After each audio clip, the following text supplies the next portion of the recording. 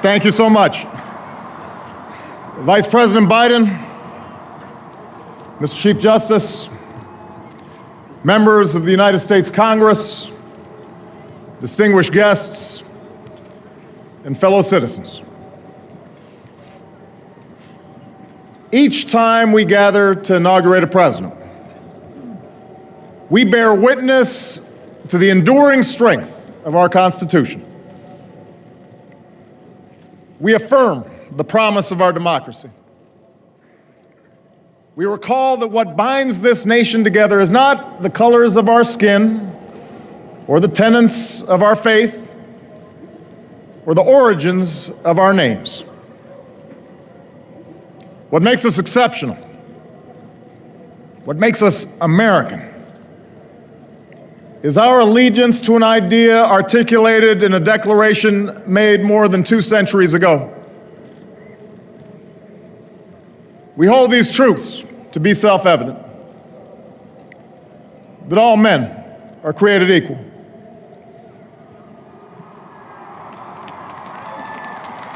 that they are endowed by their Creator with certain unalienable rights,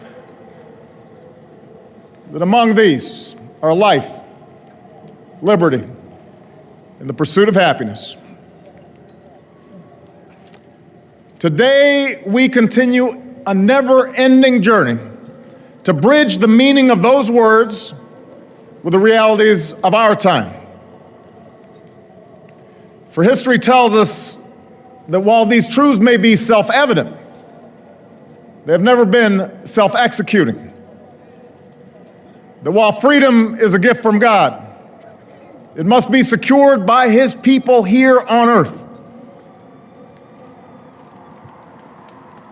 The patriots of 1776 did not fight to replace the tyranny of a king with the privileges of a few or the rule of a mob.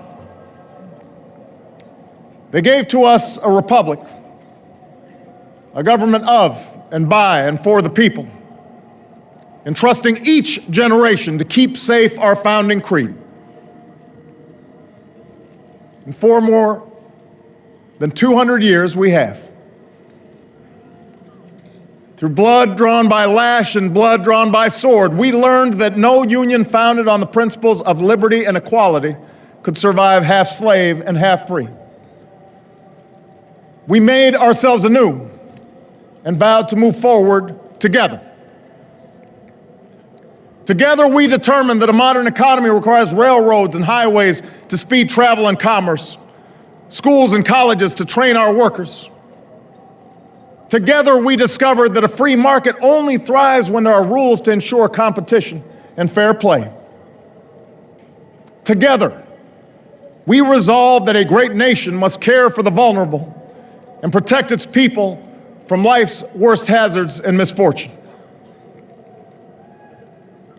Through it all, we have never relinquished our skepticism of central authority, nor have we succumbed to the fiction that all society's ills can be cured through government alone. Our celebration of initiative and enterprise, our insistence on hard work and personal responsibility, these are constants in our character. But we have always understood that when times change, so must we. That fidelity to our founding principles requires new responses to new challenges. That preserving our individual freedoms ultimately requires collective action. For the American people can no more meet the demands of today's world by acting alone than American soldiers could have met the forces of fascism or communism with muskets and militias. No single person can train all the math and science teachers we'll need to equip our children for the future, or build the roads and networks and research labs that will bring new jobs and businesses to our shores.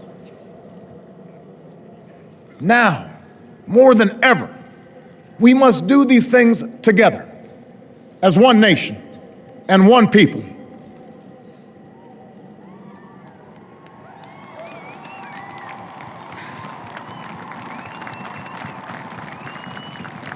This generation of Americans has been tested by crises that steeled our resolve and proved our resilience. A decade of war is now ending.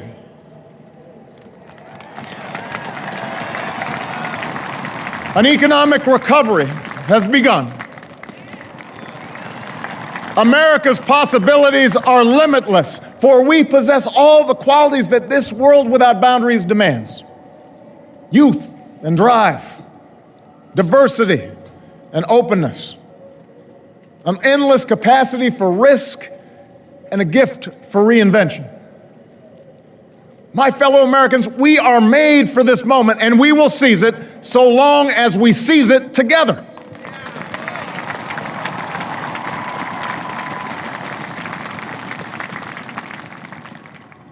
For we, the people, understand that our country cannot succeed when a shrinking few do very well and a growing many barely make it. We believe that America's prosperity must rest upon the broad shoulders of a rising middle class. We know that America thrives when every person can find independence and pride in their work, when the wages of honest labor liberate families from the brink of hardship. We are true to our creed when a little girl born into the bleakest poverty knows that she has the same chance to succeed as anybody else because she is an American, she is free, and she is equal not just in the eyes of God, but also in our own.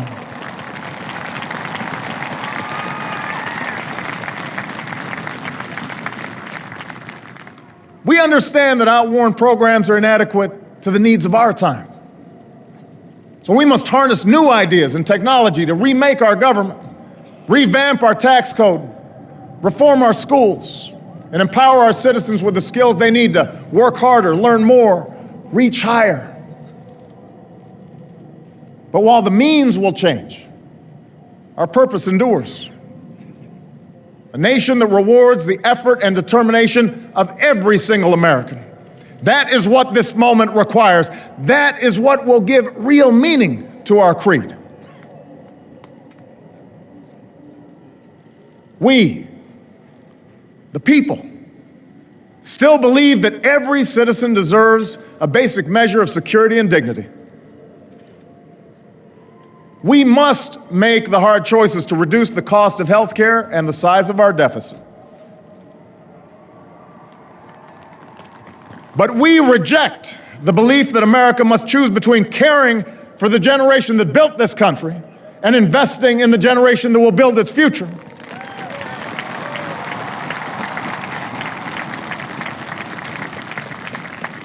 For we remember the lessons of our past, when twilight years were spent in poverty and parents of a child with a disability had nowhere to turn.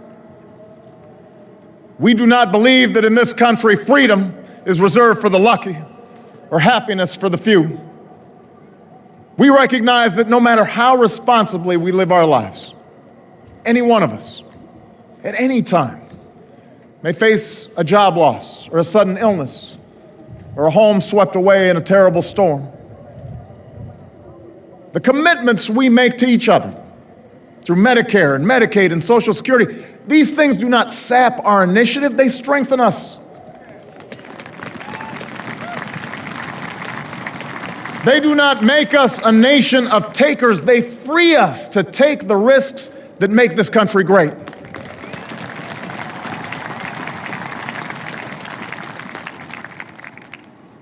We, the people, still believe that our obligations as Americans are not just to ourselves, but to all posterity. We will respond to the threat of climate change, knowing that the failure to do so would betray our children and future generations.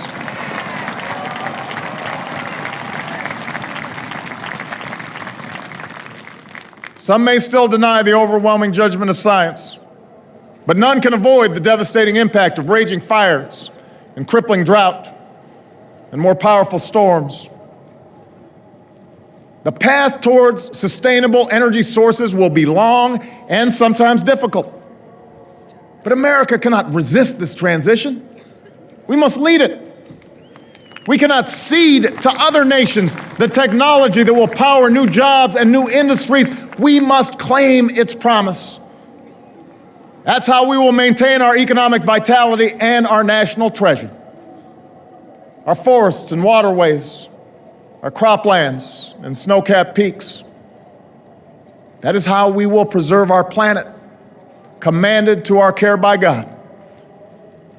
That's what will lend meaning to the creed our fathers once declared. We, the people, still believe that enduring security and lasting peace do not require perpetual war.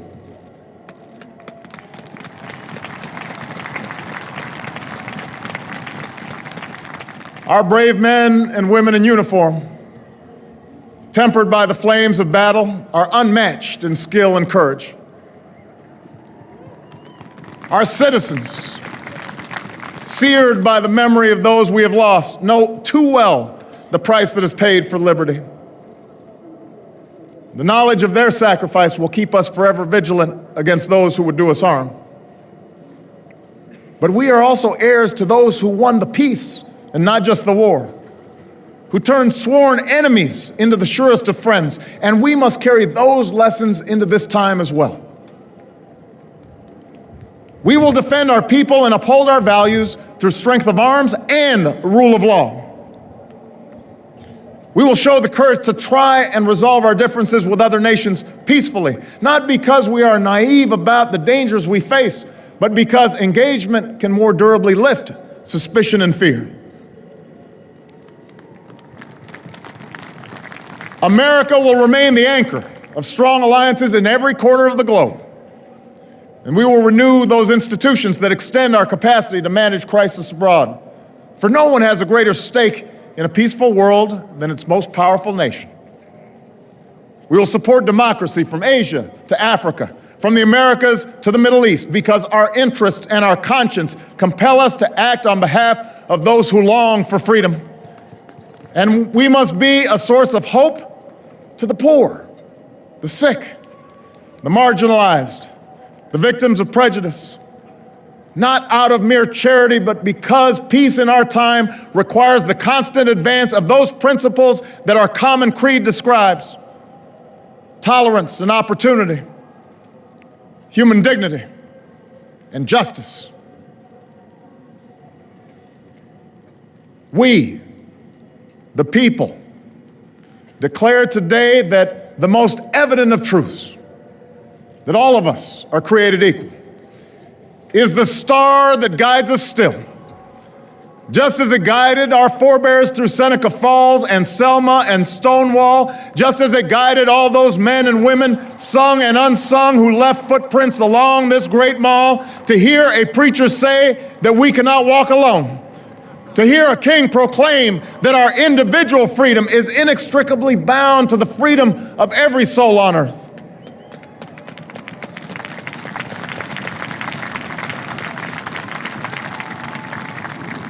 It is now our generation's task to carry on what those pioneers began.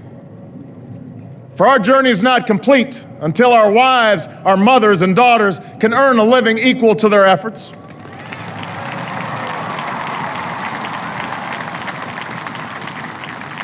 Our journey is not complete until our gay brothers and sisters are treated like anyone else under the law.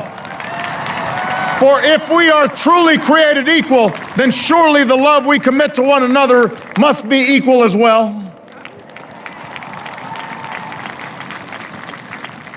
Our journey is not complete until no citizen is forced to wait for hours to exercise the right to vote.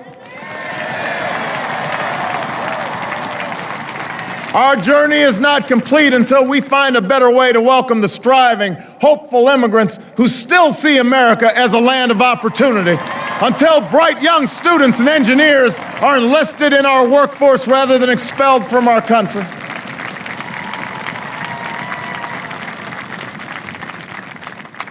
Our journey is not complete until all our children, from the streets of Detroit to the hills of Appalachia to the quiet lanes of Newtown, know that they are cared for and cherished. and always safe from harm. That is our generation's task, to make these words, these rights, these values of life and liberty and the pursuit of happiness real for every American. Being true to our founding documents does not require us to agree on every contour of life. It does not mean we all define liberty in exactly the same way or follow the same precise path to happiness. Progress does not compel us to settle centuries-long debates about the role of government for all time, but it does require us to act in our time.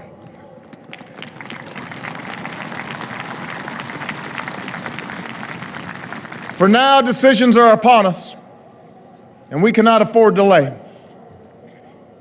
We cannot mistake absolutism for principle, or substitute spectacle for politics, or treat name-calling as reasoned debate.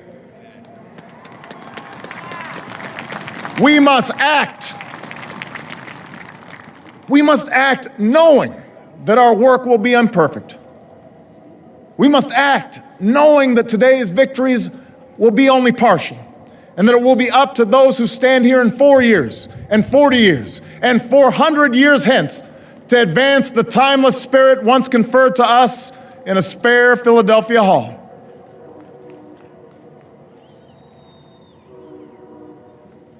My fellow Americans, the oath I have sworn before you today, like the one recited by others who serve in this Capitol, was an oath to God and country, not party or faction. And we must faithfully execute that pledge during the duration of our service. But the words I spoke today are not so different from the oath that is taken each time a soldier signs up for duty, or an immigrant realizes her dream. My oath is not so different from the pledge we all make to the flag that waves above and that fills our hearts with pride. They are the words of citizens, and they represent our greatest hope.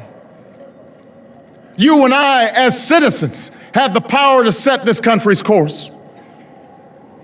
You and I, as citizens, have the obligation to shape the debates of our time, not only with the votes we cast, but with the voices we lift in defense of our most ancient values and enduring ideals. Let us, each of us, now embrace with solemn duty and awesome joy what is our lasting birthright. With common effort and common purpose, with passion and dedication, let us answer the call of history and carry into an uncertain future that precious light of freedom. Thank you, God bless you, and may He forever bless these United States of America.